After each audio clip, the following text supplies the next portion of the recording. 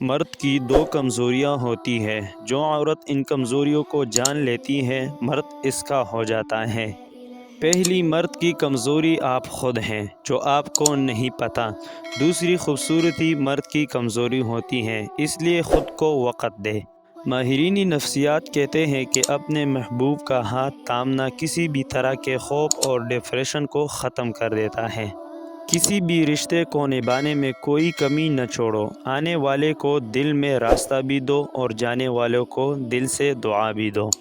تنہا رہ لے مگر اپنا معیار کبھی مت گرائے، عزت کے بغیر محبت کا کوئی وجود نہیں۔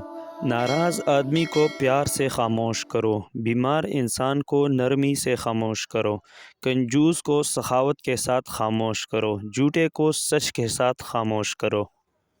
بعض اوقات خاموشی کسی کو یہ بتانے کا بہترین طریقہ ہے کہ اس نے غلط کیا۔ عورت کا عشق جب عروج پر پہنچتا ہے تو مرد بے وفا ہو جاتا ہے۔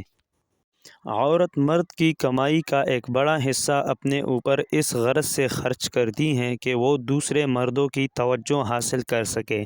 ان لوگوں کے ساتھ وقت گزاریں جو آپ کو حوصلہ دے، نہ کہ ان کے ساتھ جو آپ کو بے ہمت کرے اور آپ کو آگے نہ بڑھنے دے۔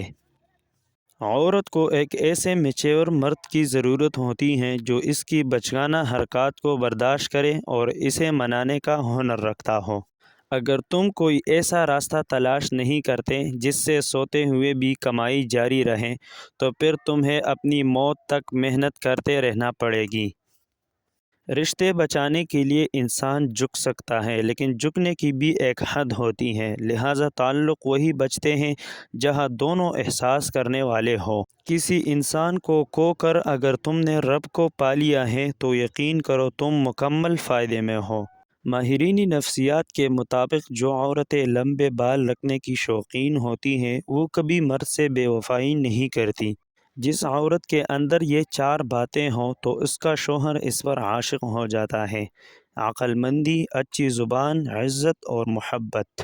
عورت کو اپنا عاشق بنانا چاہتے ہوں تو اپنے جسم کے دو حصوں کو خوبصورت بنا لو: زبان اور چہرہ۔